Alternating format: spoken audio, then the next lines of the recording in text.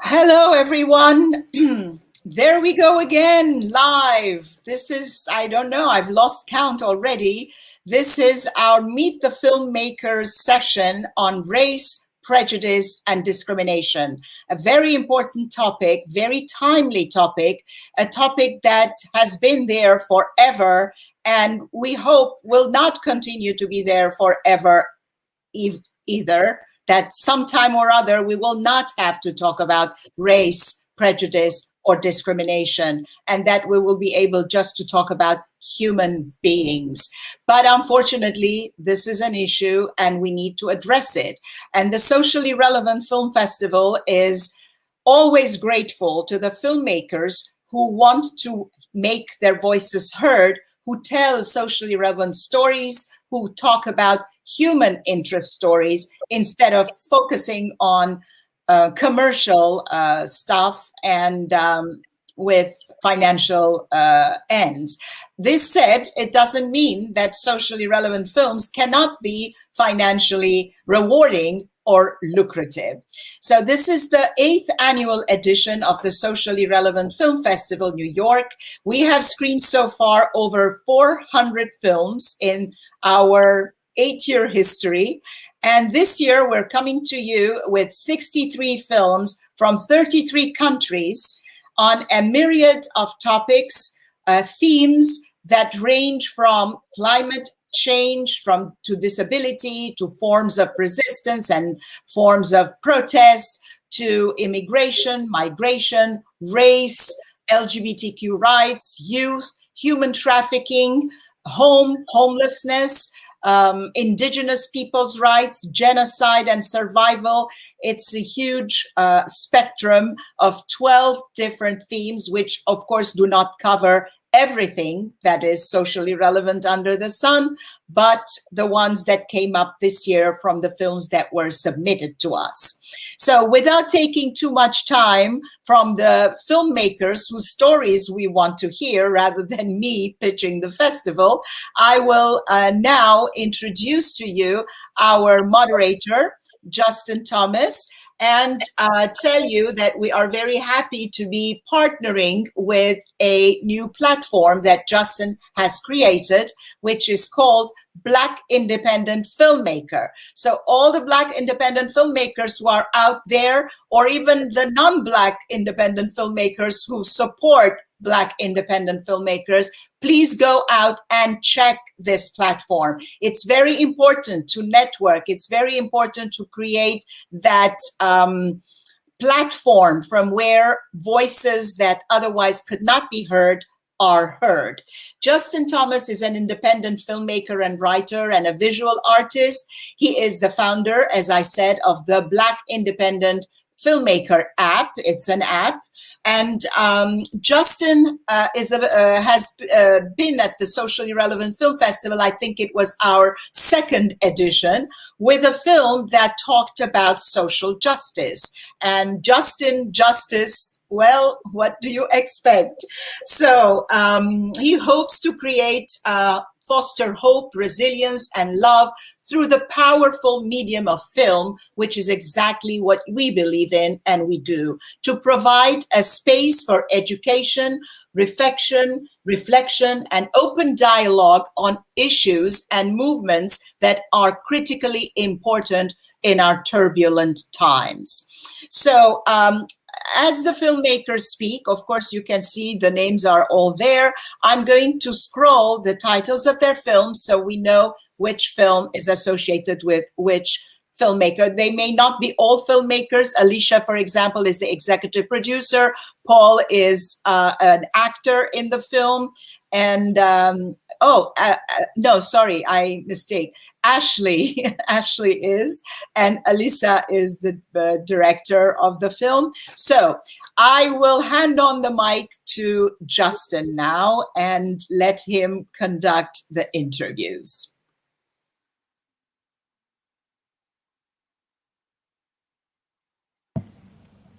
You need to, unmute. Yeah, sorry. Thank you very much for that wonderful introduction, Nora. It is a pleasure to be a part of your festival once again. I do appreciate it. And I do want to salute all of the filmmakers that are here with me in this panel. It's very the films that you presented. I was completely blown away when I watched all of them. It was powerful. It was timely. They were all necessary. And I just want to send a salute and a shout out to each and every one of you. It's a very important work that you're all doing. And I do thank you for being a part of our conversation today. I just wanted to go around and ask you to each introduce yourselves first. Maybe take about a minute or two to introduce us to who you are, where you come from originally, and what brought you into the fold in terms of producing the film that you presented to the festival. Whoever would like to go first. Okay, I'll start. I'm Chris Owens. I am also Chris Olddude, my alter ego, and I am basically a songwriter and performer who felt that the song George Floyd that I wrote in the aftermath of George Floyd's murder required some form of visual expression. My background is not in video or film. I've actually work in law enforcement right now, although I'm about to retire from that.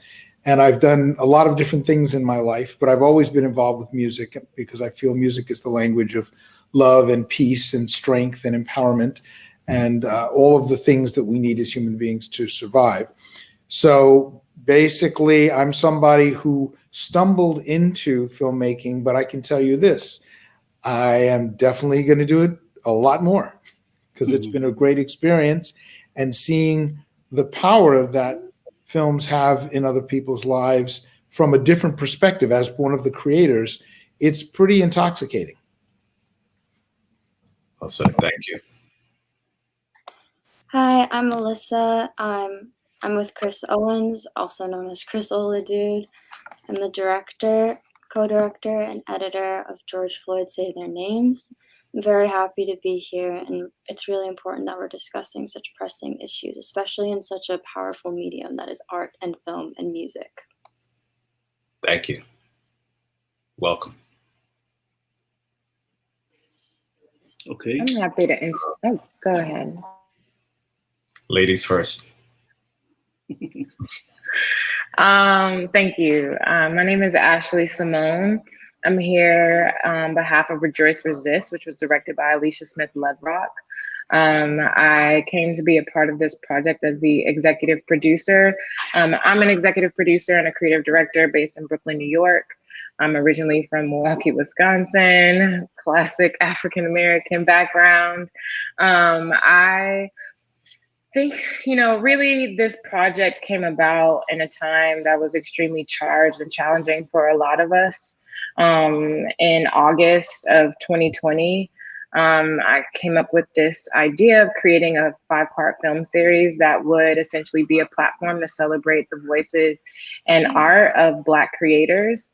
Elisha Smith-Leverock was chosen to be a part of this film series with Rejoice Resist as a really beautiful ode to joy and how important it is as a part of our resistance as Black folks. This project pulled together 5 directors from around the world, from London, from Lagos, Nigeria, from New York, and Los Angeles to create 5 films that spoke to solidarity, independence, and empowerment within the Black community. They were actually fashion films that were presented during Paris Fashion Week. And within each film, we highlighted a mixture of 50 plus Black fashion designers and labels within each of the films. So Rejoice Resist was essentially a fashion film concept, but also a battle cry. I think it was a really beautiful project, and I'm proud to be a part of it. Thank you. Thank you very much. And Paul, it's a pleasure to have you on the panel as well. Nice to meet you, all the way from France. Yes, exactly. So hi, everyone. I'm Paul White. I'm a French actor. I'm here on behalf of the Hangman Place. Julian Bertrand, the director, is very sorry not to be present with us tonight, but we are very proud, and being part of the festival means a lot for us. The Hangman's Place is a short film based on the story of Ricky Jackson, an American citizen who was wrongfully convicted for a murder in Cleveland in 1975.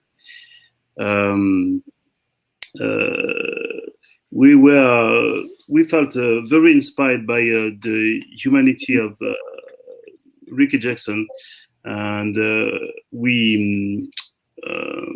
how can I say that? We see this the humanity of this Afro-American wrongful convict guy who spent 39 years in jail, and the first thing he wanted to do when he was finally released was to meet with his accuser and tell him personally that he forgives him because he sees him as a victim as much as himself.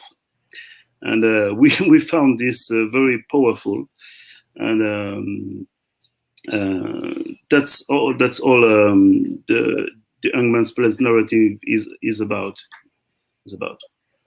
Okay. Well, So the first question I would like to ask all of you is, where did the original inspiration for making your respective films come from? What was the impetus? Where did that come from? The original spark that said, you know what, I have to put this to film. I have to express this in some way, and I would like to do it through the medium of cinema. What were some of the determinant factors that brought you into the fold to produce your respective films? Paul, you already went into what motivated you with your film, which I'll address in a second. But for the rest of you, what were some of the motivating factors that you felt like I had to do this? I had to make this film. I'm happy to speak to that. Go ahead. we keep jumping over each other. Sorry, is it ladies first this time too? I think one of the pressing topics in the community, I feel like over the last year, and just as a continued and important topic for us to touch on, is economic independence in the Black community. And for me as an executive producer, I always think about how can I empower my community through the work that I do. So really the initial push to create this series, in which Rejoice Resist was born into, was to provide as many opportunities to Black creatives as possible. And what better way to do that through film, which is an intrinsically collaborative medium in which we often, are a part of the storytelling process, or we have stories being told about us, but often do not have the power of telling those stories. So I wanted to empower emerging filmmakers, designers, actors and actresses, stylists, crews, everyone that I could possibly do to create these films and tell our own stories and be able to express how we've been feeling in this moment of unrest for ourselves. So that was the initial just pull to create this project. And Rejoice Resist specifically is a film that celebrates joy as a means of resistance. And I think it's so important for us to understand that our being, us showing up in the world every day, us choosing to love and smile and enjoy life is also a means of resistance, by simply just being. And we should be, we can use joy as a form of self-care. And I think it's important for us to always remember that. Yeah. Just well said. When I was watching your film, that's immediately what I took from it. It was like all of us, Black men and Black women, but especially Black women, because I don't feel like that gets talked about enough, need to be able to inherit their own space where they do feel safe. And they shouldn't always have to rely on, us as Black men to do that. They should be able to do that for themselves as well. And this is just a very powerful way of being able to convey that message. So I thank you for putting that out there. It's important for people to see. How about you, Chris? Well, I've been writing songs since I was a young man. And I was always moved to write songs that were addressing political topics or social issues. My family was involved with politics and public service. My father was in Congress. I was somebody who ran for office and worked on campaigns. And the issues that constantly come up over and over again were always issues that essentially dealt with the powerlessness of our communities, our Black and brown communities. I'm also based from Brooklyn, based in Brooklyn in terms of the work that I was doing. And, you know, Central Brooklyn's a serious place when it comes to all of the issues that we have to deal with. When George Floyd was killed, every single not again that one could think, you know, was just pouring out of my mind and my heart. And I was just so angry, as I know so many other people were. And that's what it was. It was not simply sadness. It was just really, real anger. And I was impressed at the fact that so many of us were angry, yet we managed to protest and make our points in a non-violent and basically a very constructive way. And I felt that it was very important that each one of the victims of police violence, which is one part of the oppression that we have to deal with in this country, that each name represented some piece of that. And there was no way to name all the 8,000 or so people who've been killed over the past 8 years, but we had to start somewhere. And so this song came to mind. I wrote the song before I thought of doing the video.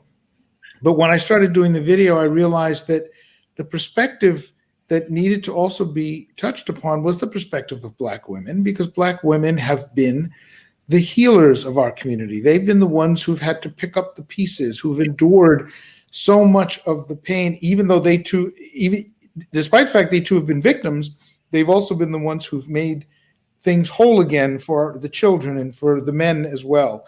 And so the person who's front and center in my video is a Black woman. The women, it's basically Black women who are dancing behind the main character in the video. And these are grassroots community women from Brooklyn who attend various churches and who answered the call and were motivated because they felt all this pain. They answered the call to come and dance in this video in 24 hours, basically. Mm-hmm. And so this was really an expression of anger and love for ourselves, anger at what's happening to us, love for ourselves, an affirmation of the fact that we are not the ones responsible for the problems that you have. 400 years of keeping us down is not our problem, it's your problem. We're fighting to change that, and sooner or later, it's going to continue to change. And in the case of law enforcement, it has over the past year, although we've got a long way to go. So that's really, you know, this was born of anger and love. Thank you. And I think that's great that you just said that it was important to put women up there first, and more or less piggybacks on what I was saying, that women need to be provided that space for us to see them. And it was important for you to kind of not step aside, but like give them that platform so that they can be seen. So that's important. And speaking of which, I wanted to ask Alyssa how you got involved with the project, and in terms of being able to, I think he said, Chris, this was cut in 24 hours. The video was edited in 24 hours. No, the live footage was shot in 24 hours. It took months to do the rest of it. Okay. So I wanted to understand what that process was like for you, and how you feel as somebody who would consider yourself an ally to the movement, what that experience has been like, you know, living through what we lived through last year and then wanting to come in and offer your support and your talents and your expertise in this particular medium.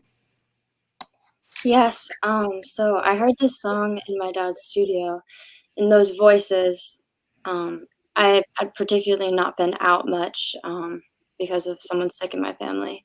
And so to hear those voices also empowered and loud in that song, I just had this visual vision of wanting to put that to not just like words that feel painful. I feel like so much of stories that we focus on, especially in the white community, for trying to stand up for Black empowerment, is focusing on the systematic problems and not so much what we can do, or even lifting up Black voices and brown voices at all. And so song seems like such a powerful form to forget how when words fail, violence permits, and instead focus on this rhythm in your heart, this drum, this emotional pull that makes you want to look outside of yourself and look into more of what other people are going through and what other people are feeling. And we've mentioned as well that filmmaking, songwriting, dance, these are all collaborative forms of art that really need everyone's hand involved. And so I've really enjoyed getting to know many of the people and speak to them via email, and also editing their faces and their words and their feeling into this film. It's been a very educational process for myself, as well as so a very rewarding one for collaboration and how I can grow too. For learning. All right, thank you. When you were in the process of making these films, whether it was during the actual production process or in the post-production process, when you did everything you had in footage, what were some of the emotions that were going through you at that moment, and how did that kind of help you to navigate how you wanted to structure the film? Because a lot of times when you're filming in the moment, you don't realize necessarily what you have all the time until it's in the can. And then you sit back afterwards and you look and you say, oh, I didn't even realize that while we were filming that. And then you kind of figure out your way of how to express it and then in a means that is most powerful. What was the emotional arc or trajectory for you during the post-production process as you began to construct your films? And what were some of the surprises that you saw or that you discovered in your project that you didn't see before?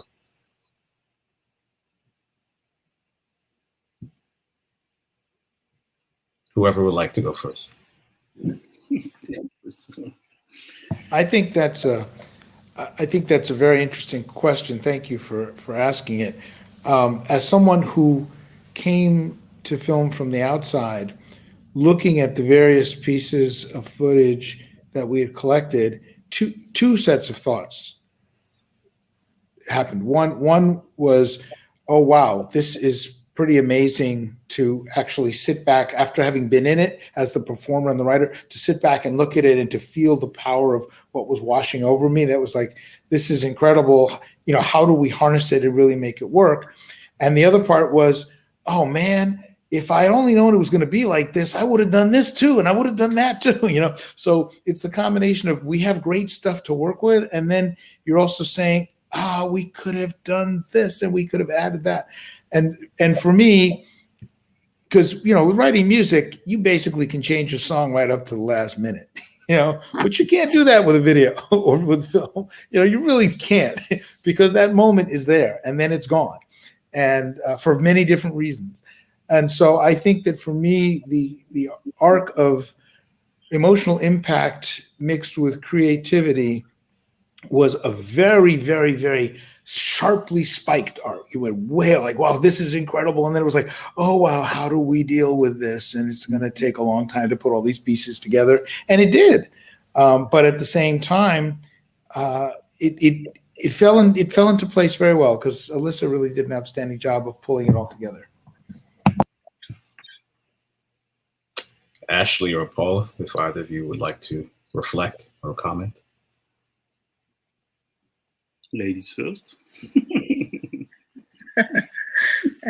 Thank you. We were in production for these projects in early fall, late summer of last year. And I think that there were a lot of emotions. I think that there was a lot of angst, a lot of anger that everyone that was working on this film and the films as a part of the series were experiencing and working through at the time. And in a really beautiful way, I think, because we chose love and community and joy in spite of the state of the world. We're also producing globally in the midst of a global pandemic. And, this is also something that Rejoice Resist touches on, is this idea of building community virtually when you can't be together physically. And that was something that was integral in the post-production for Rejoice Resist, because I, being based in Brooklyn, was working really closely with Elisha and her producer and her team in London. The animator, the animation artist for Rejoice Resist was, I believe, based in Canada. So it was interesting. We were working on a very tight timeline. Miraculously, Rejoice Resist was shot over the course of 2 days and edited in less than a month. I think Alicia edited and worked on this film in about 3 weeks. So yeah, I mean, I think for me, what I took from the post-production and just the overall production of the film was just, I left with in awe of what we can do when we choose community, when we choose to work together, when we choose to be collaborative, when we choose to be solutions oriented together. And I think, you know, when we do that, we can create beauty together. And I feel like this project was a representation of that. Beautiful. Beautiful. Paul, if you have anything else you would like to add about the process that you went through. Now it's a little bit different with yours because first of all, there was subtitles, there was translation. But number two, you were dealing with like actors, you know, which is, you know, not something that either of the other films really had to deal with in the way that yours did. So what is that process like? Because coming from a documentary background, I'm not as well versed in narrative films in terms of how they're produced and how they're made, and working with actors and having to deal with that is an entirely different energy. What was that experience like, and how emotional was it for them producing the film and acting in the film, especially those that had to act as the police that were doing what they were doing to this young man, you know, coercing him to confess to something that wasn't true? I mean, what emotions did they go through in the process of making this with you? Yeah, it's an interesting question because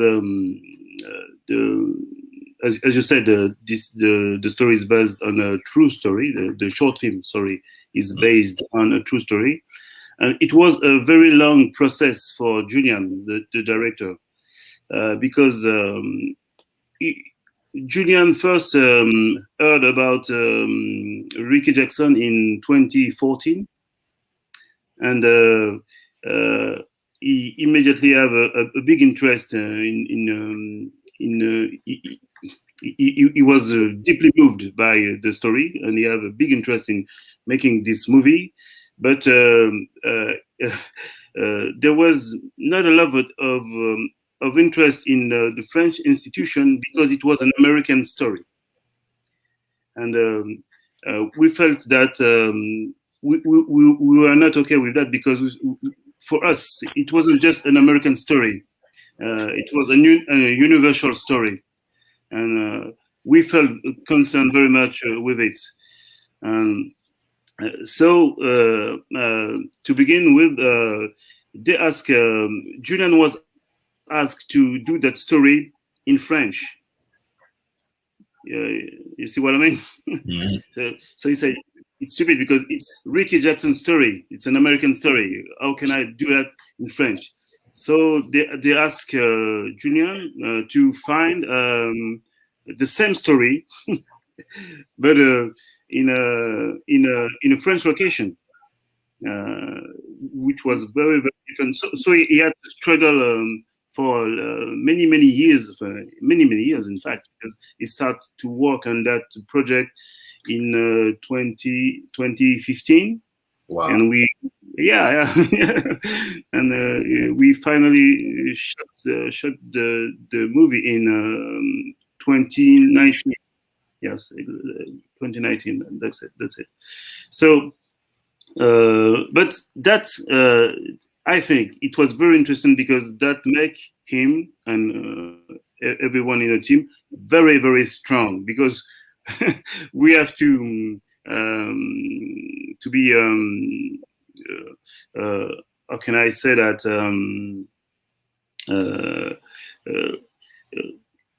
De discrimination en français. Oui. Les discriminations dont il est question dans le film, l'injustice dont il est question dans le film, c'est ça qui est important pour Julien.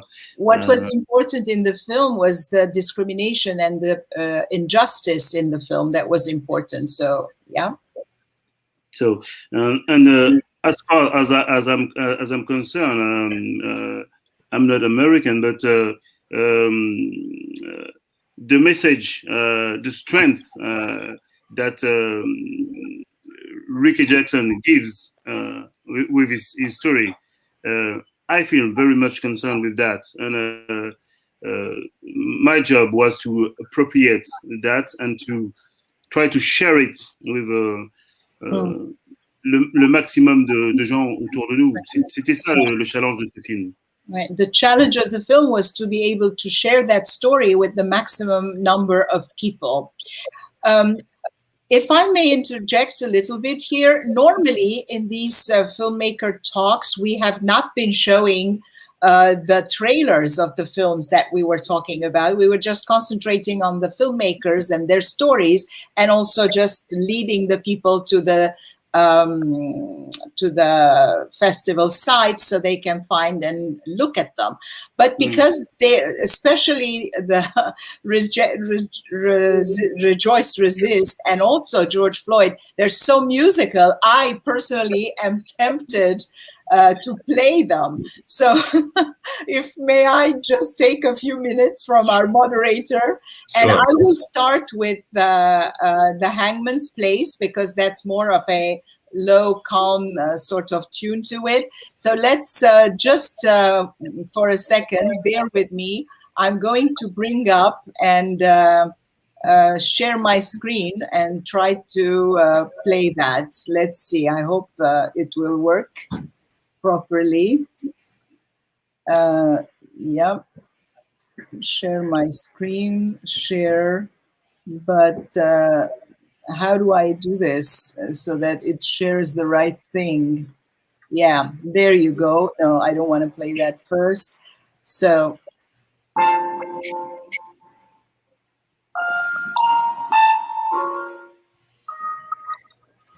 We need to do whatever it takes to get a list of suspects. A witness? We squeeze him until he cracks. I want him to break. I got some great news for you. After all these years, all this time, all this sin, forgive him.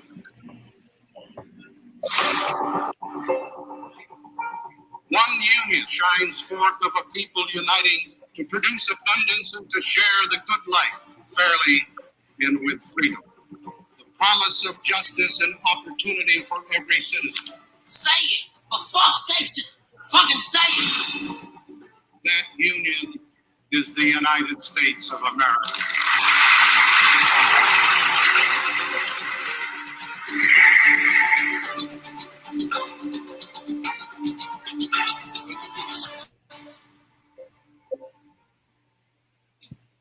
So I am not sure if this is working. Just please give me a shout out if it's working or not. We can see it. We can see it. It was fine. Okay, great. So I'm going to go to the next one. That's when we get the trailers out of the way and we can continue with the talk. So next comes George Floyd, Say Their Names. But I need to share my screen again and do it like this, and like this.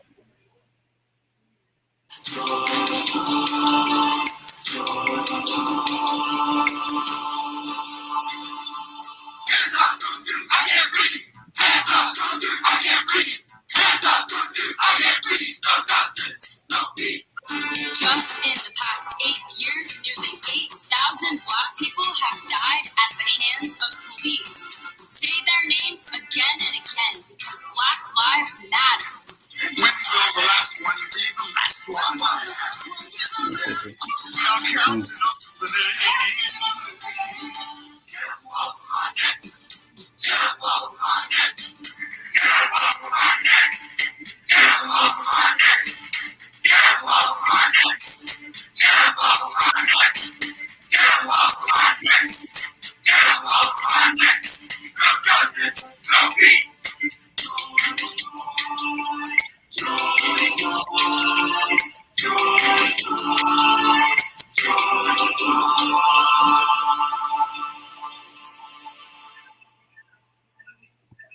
Wow. And last but not least,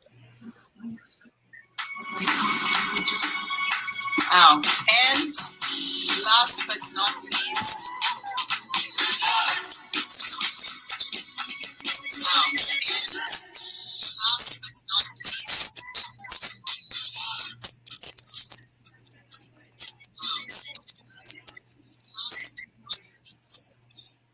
there you go. We got a little bit of an echo there, but I hope I heard it. It's okay. it went through, so it was okay. Yeah, All right. not a problem. Okay, I couldn't resist. It's like rejoice, resist. I have to rejoice every moment I see that. And George Floyd, and it's like very, very important messages all around.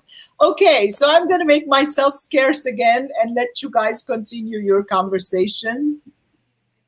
Thank you. So I have a lot of thoughts. Just again, seeing those trailers again actually was helpful because it brought me back into how I felt when I watched each of them. For Paul, with your film, it made me think specifically about the political prisoners that are still languishing in prison after being in jail for 50, 60 years for more or less just standing up for our communities and fighting back against the oppressive forces that existed then and now.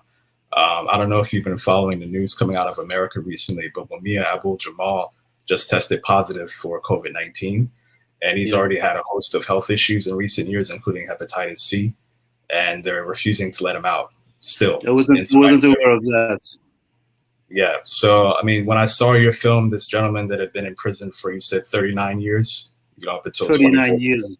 39 years. It just, obviously, it angers me, but the humanity that he still had and the empathy that he was still able to express at this other young man who also was victimized by the police, that he was he didn't hold his bitterness or his resentment against this individual, that he actually wanted to go out and have a drink with him and kind of express what he needed to express to him. That just speaks volumes about us as a people, right? In the face of all this that continues to happen to our communities, we still are willing and able to express love and forgiveness in ways that I don't think people wholly appreciate. I don't think people recognize. So I think that the way that you were able to depict this in your film was very powerful and very important. Thank you so much. Thank you so much. And in French, as you all know, we got serious issue as well with discrimination, and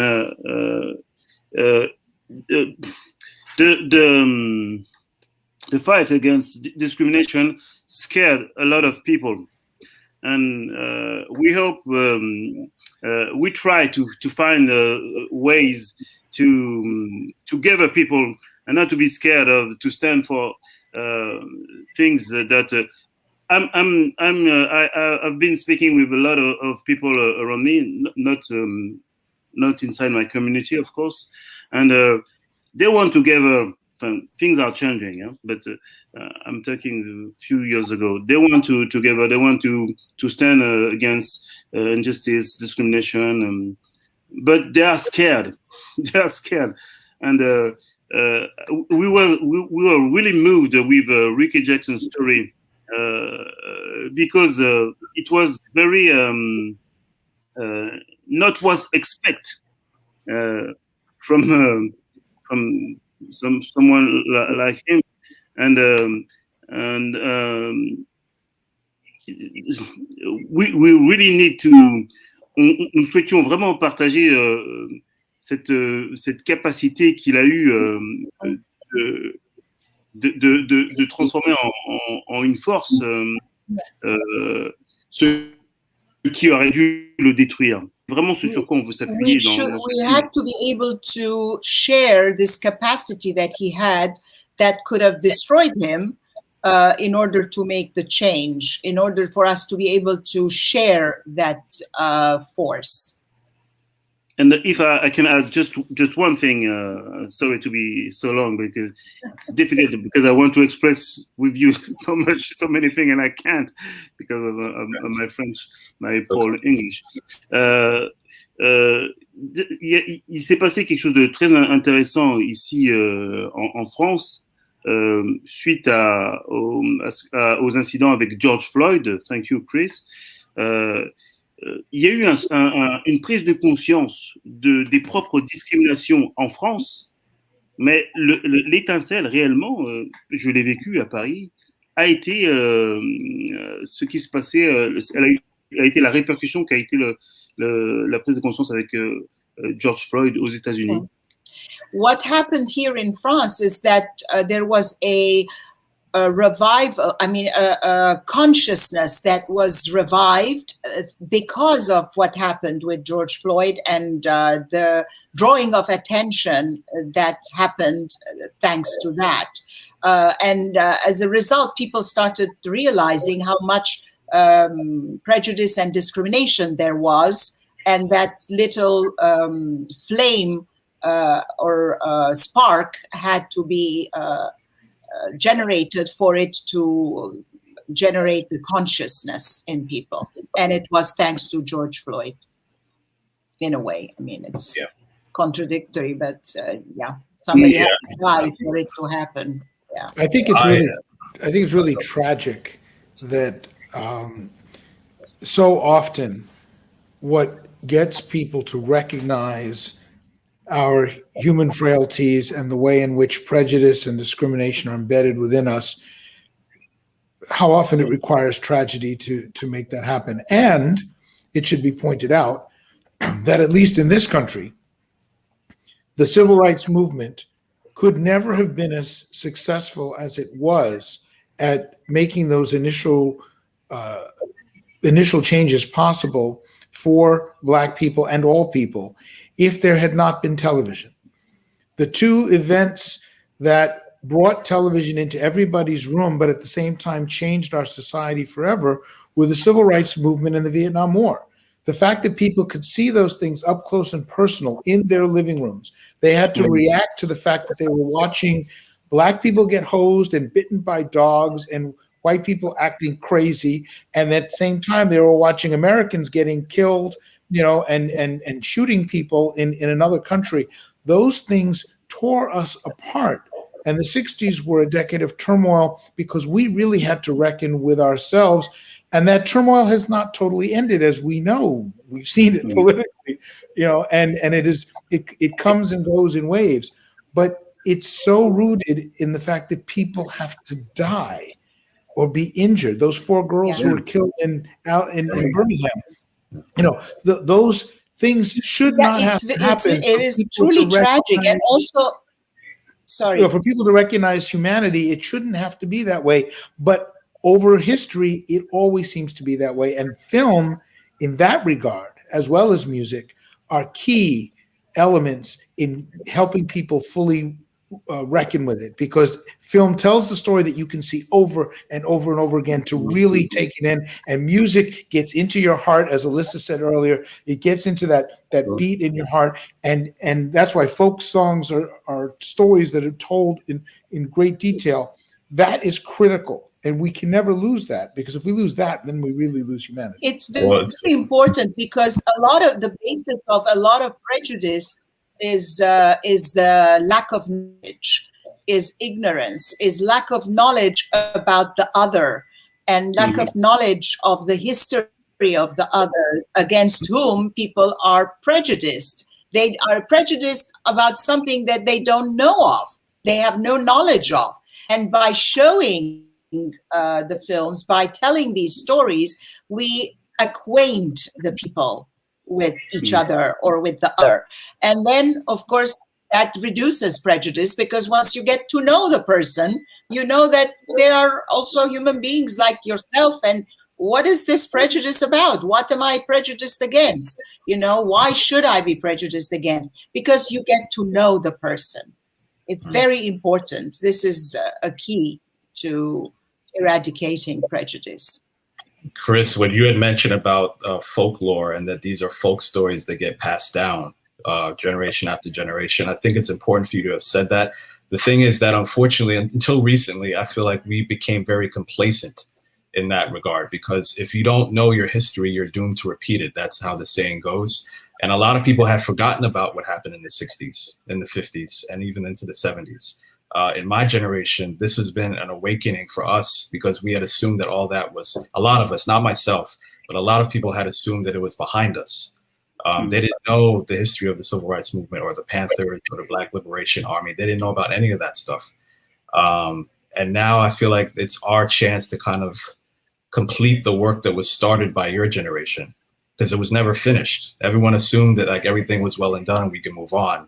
And obviously the past decade especially has shown us that it is not. But I think if we don't know our history, then of course these things are going to keep repeating over and over and over again. So Justin, can I just mention something very, very quickly? Go ahead. The importance of my working with Alyssa on George Floyd was not simply the fact that she knew something about video and film and I did not. It was the fact that she's a young person, she's a white person, she's a person who resides in middle of New York, as opposed to me being in the city. And listening to some of the things that she said and how she said them helped me better understand how I needed to think about this video. And I know that she got from me things that she would not have gotten if she'd been working on it just by herself. And so I think that this issue of knowing our history is so important, because we can read it if we want to, or if it's taught in the classroom, and very often it's not. We can read it, but it's not the same as feeling it in film or through music. Exactly. It's very true, because the feeling comes first. Because if you feel it, then you will want to go and find out more. But if it's just crammed into your head and you have no connection to it, you might just leave it aside. That's the visceral connection that what music does. And that's why, you know, these two pieces are so powerful, you know, in 7 minutes and 5 minutes, respectively. You guys said so much. And I'm going to just read a couple of questions, if you allow me, Justin. Yeah. I did have a couple of questions, but it's okay. Yeah, don't worry about it. We'll come back. I just want to get the people who are watching feel that, you know, we're addressing their questions. Linda is saying, how has creating your film changed you? Like, each one can maybe answer that also.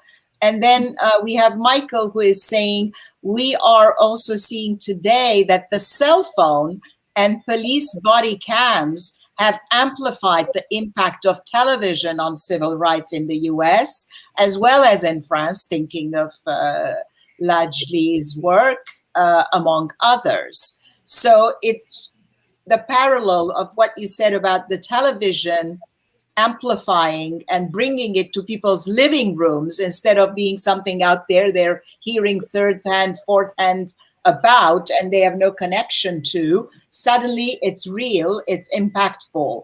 So today with social media, the cell phones and everything, similar effects may be worked up. And then Michael is also saying, how is this changing the complacency you bring up? So whoever would like to address that first. Maybe we should ask Chris, because he was the one who brought up the television issue. I'm talking too much. No. We're all go ahead. Alyssa had her hand up. Where we have to talk. Go ahead, Alyssa. Yeah, I can address part of this. Well, as being someone on Instagram, I'm just going through, there had been, after George Floyd's death, a huge movement on social media, which felt partially that it was beneficial and partially that it was even more hurtful. particularly as we mentioned with body cams and police cameras, there are many different sides of a story as film can show. And what one person is scrolling through on their feed can be very different from what another person is scrolling through on their feed. And looking at this as such, especially with our past president in office, which was all about hedonic action and now and the anger of now and posting that stuff, to step back and say, okay, there's this side and there's this side. And then there's just the empathy of human emotion is very key in stopping to look at just the visual perspective, because visual perspectives, I think, can be both hurtful and they can also both be powerful. And in terms of politics and in terms of hurting people, it's very important to take a step back and ask if what you're posting or what you're looking at is true, accurate, helpful, or hurtful. Yeah. Yep. Anybody else want to follow back before I follow up with a question? Ashley, you've been kind of quiet. Do you have anything to reflect on? I mean, I think that in this time where we have social media, and specifically speaking of like body cams and cell phones, and I think it just speaks to the power of us, just individuals being able to have power over the stories that are being told and information that's being shared. I think that, you know, these last couple of years, as we've seen like resurgence of a civil rights movement, it's uncomfortable because we can no longer be, you know, hide behind delusions, delusions of, you know, this world peace that we all hopefully, you know, are working towards. But I think that, you know, the way that technology has empowered individuals to share truth is important, because we cannot, we can't fix something that we don't know is broken. And I think that it's just important that we have the ability to share our own stories, which is another reason why film is so important, and being able to empower diverse voices to share stories about our truths, whether it be fiction and, you know, stories that are just a product of our imaginations and our experiences, and also documenting reality and sharing that. I think, you know, we're in a really interesting time where we individually have the power.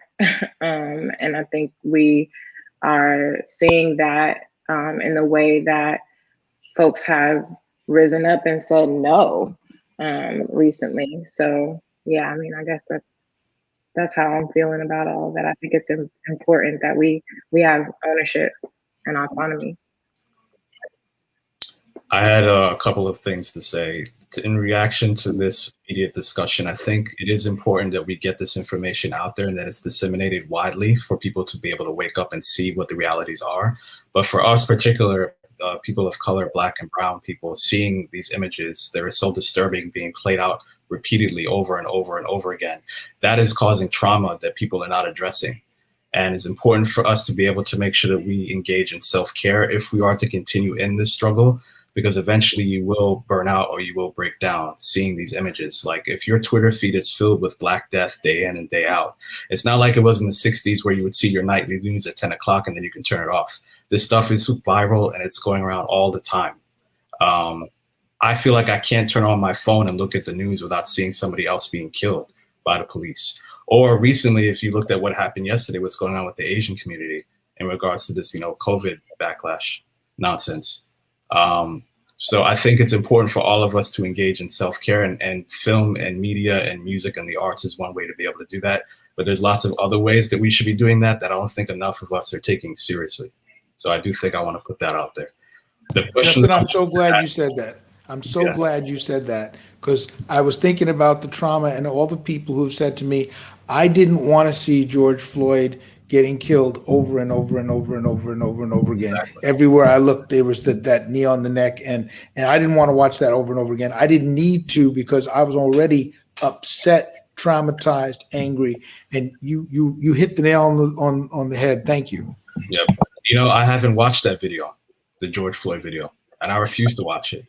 It was enough to see the still images. And I it was must enough to read about it. here I because didn't that's want to watch another form of exploitation. It is.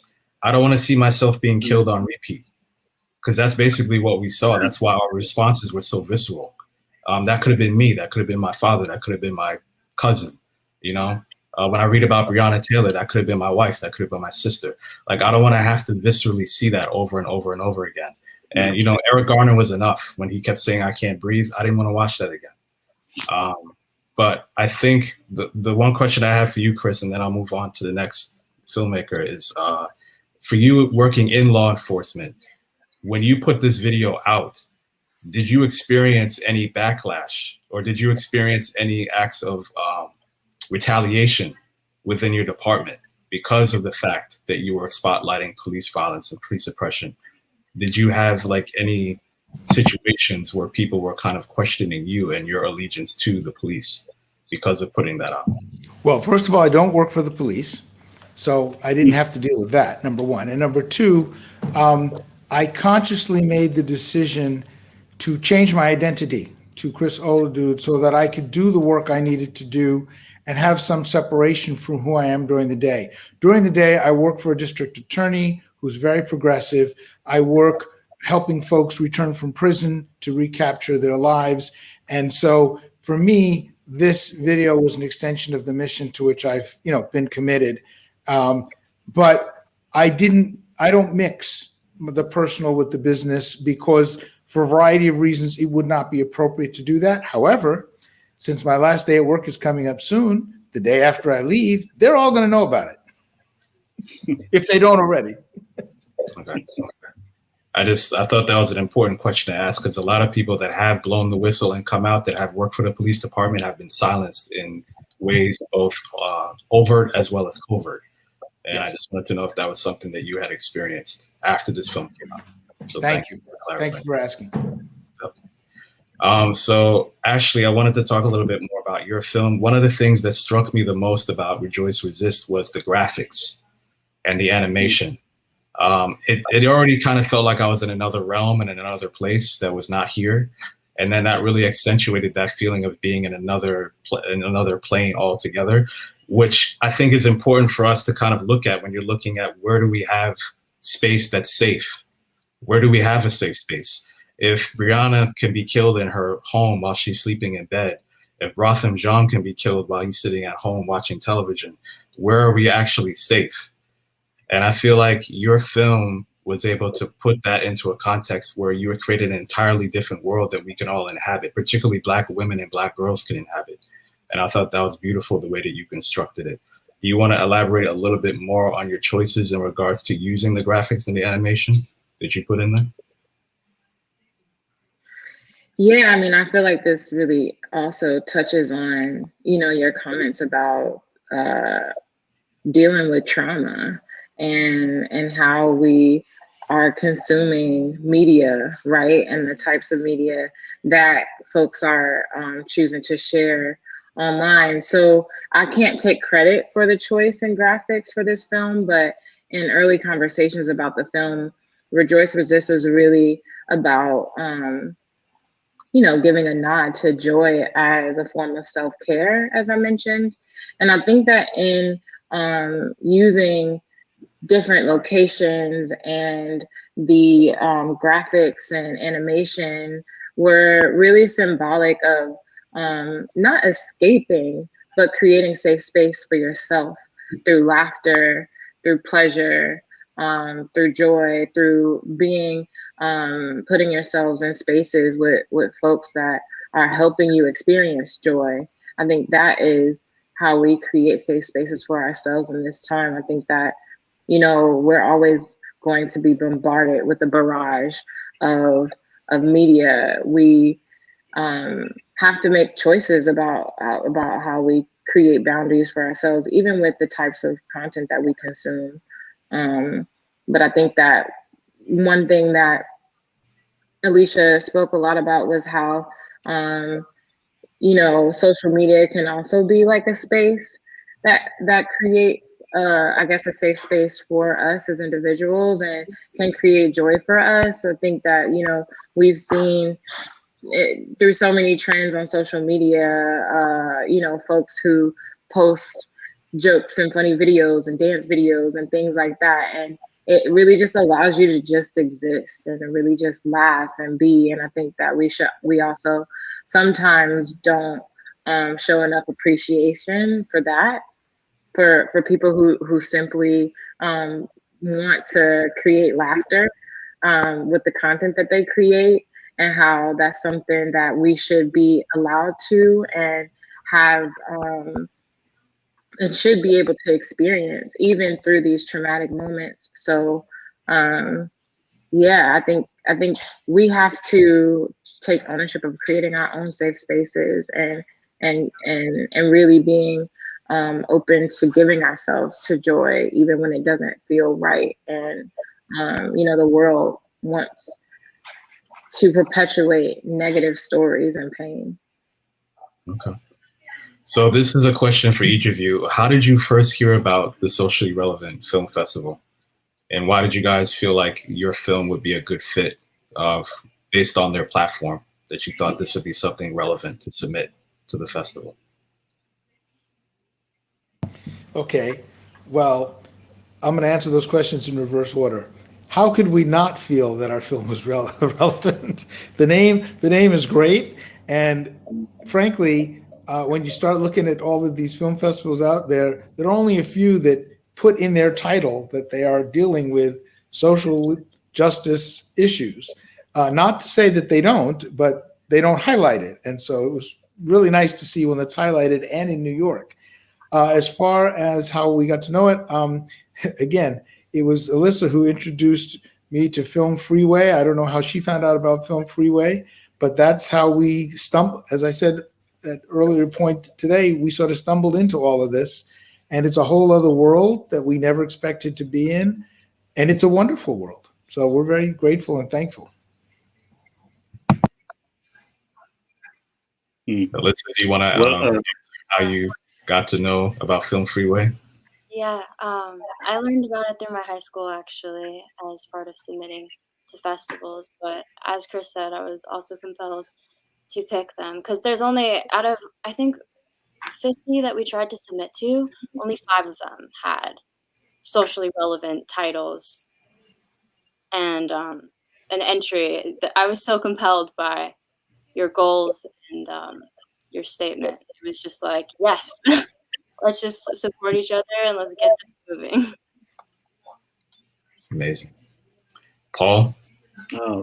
Well, I had the chance to meet with Nora in Paris, and she told me about this festival, and we were promoted our movie, so it was just great.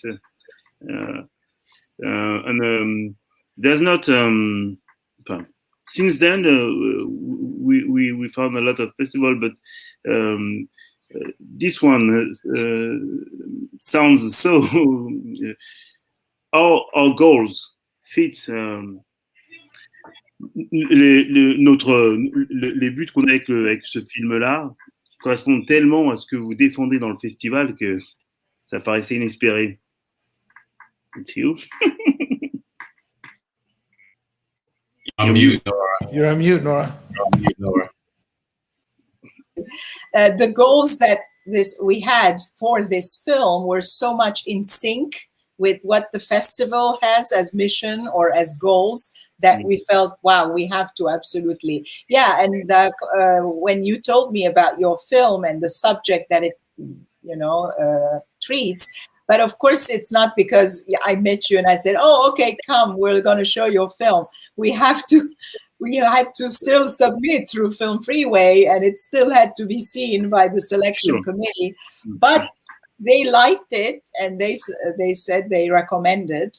And since we are on that, before we ask Ashley to tell us how did the film come to us, let me just interject here and say that when I founded the festival 8 years ago, I wanted to do something that celebrated anti-violence, because there's too much violence around us on screen and off. And I always say that if I don't want to go see a film that deals with gratuitous violence, I decide not to go see it. But a lot of times I'm not given the choice, because the billboards are there, the guns are there, the violence is there, just like you're saying, playing the death of George Floyd over and over. It's like an invasion of my visual space.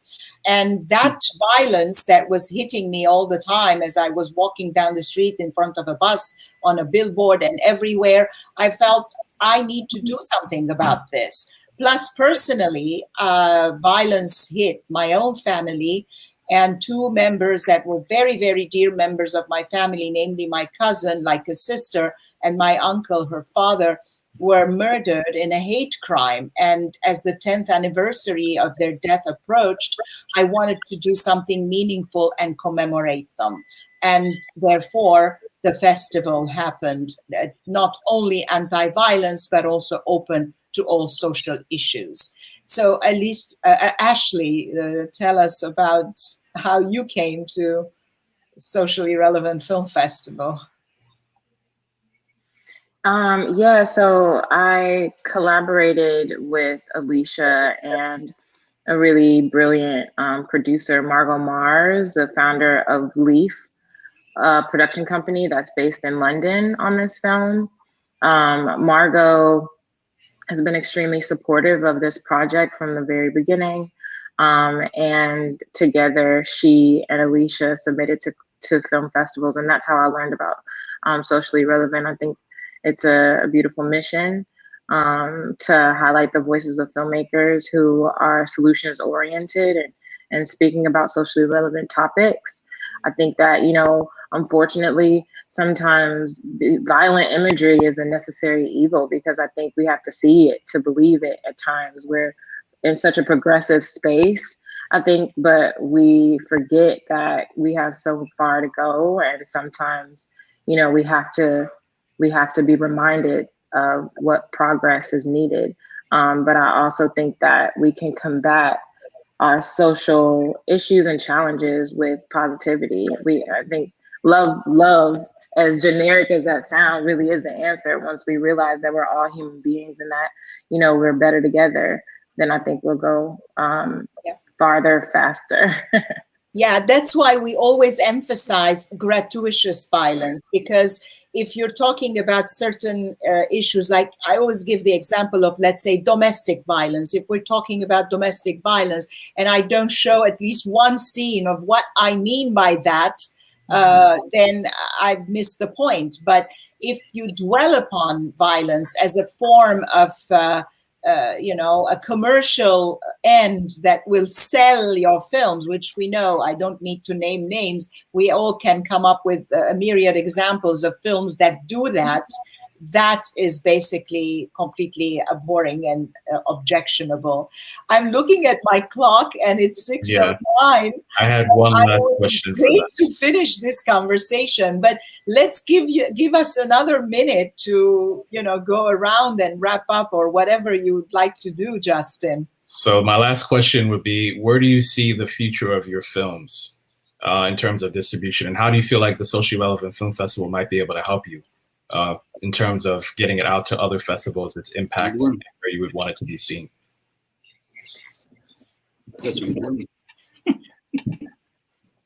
Now you're getting into the business. Oh, sorry, Ashley, go ahead. No, not ladies first this time. Go ahead, Chris. Oh, okay, thanks. Now you're getting into the business of the business, which I know much less about. And so, of course, I'll call Ashley when this is over and say, Ashley.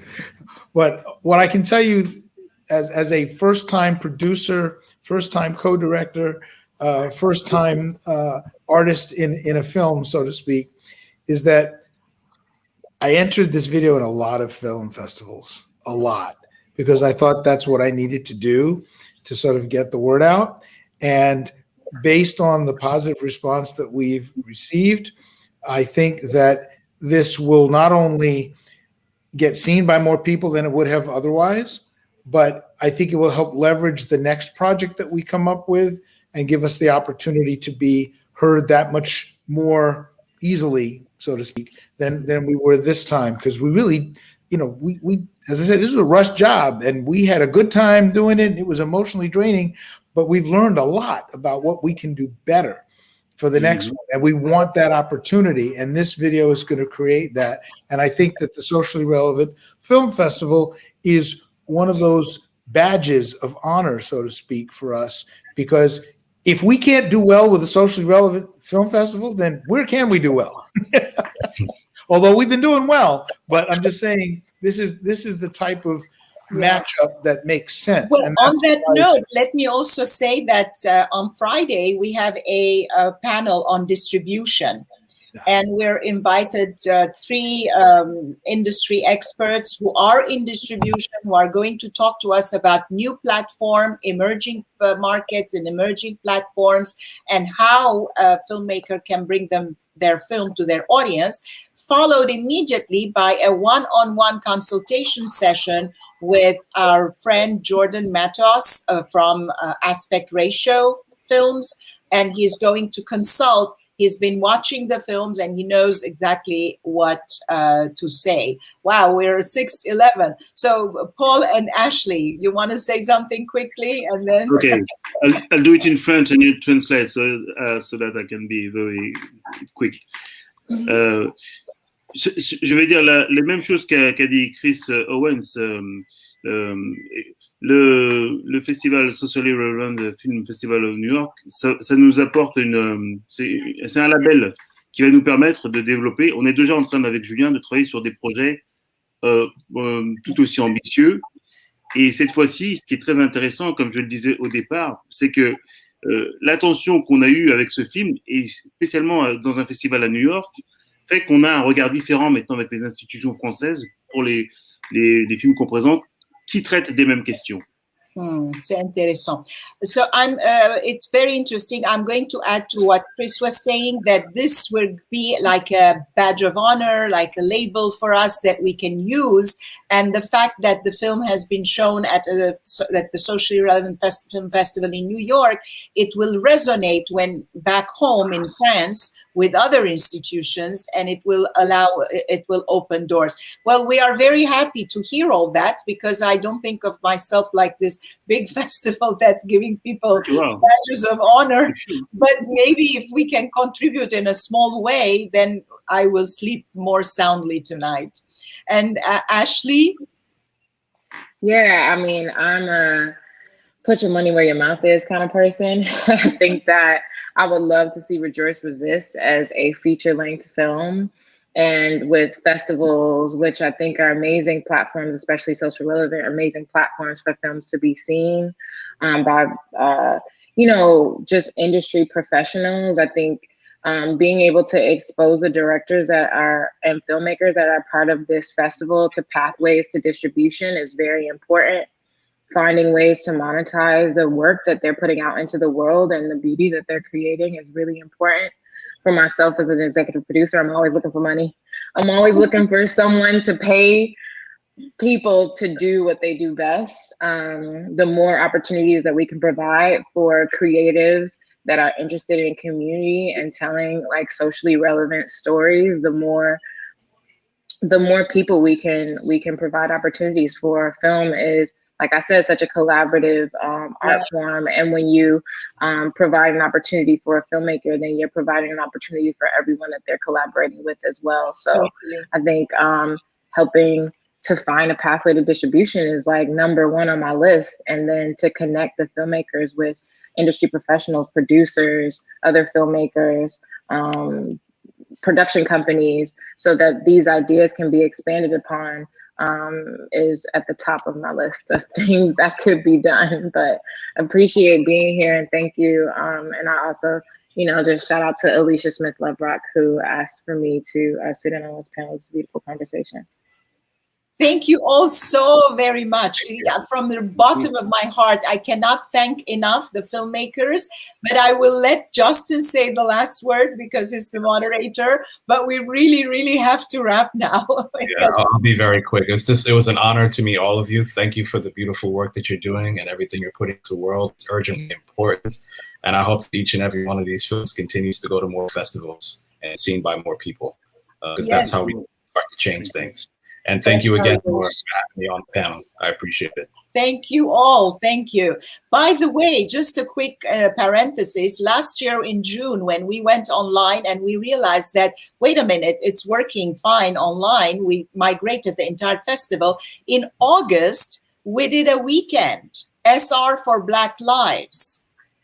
And it worked beautifully. That was in August. And we're thinking of bringing that back again. So please stay tuned. Okay. Please keep us updated. Thank you. Have a great night, everyone. Stay safe. Thank you. Bye. Thank you all very much. Bye. Thank you. Thank you, Justin. Thank you, Justin. Thank you very much.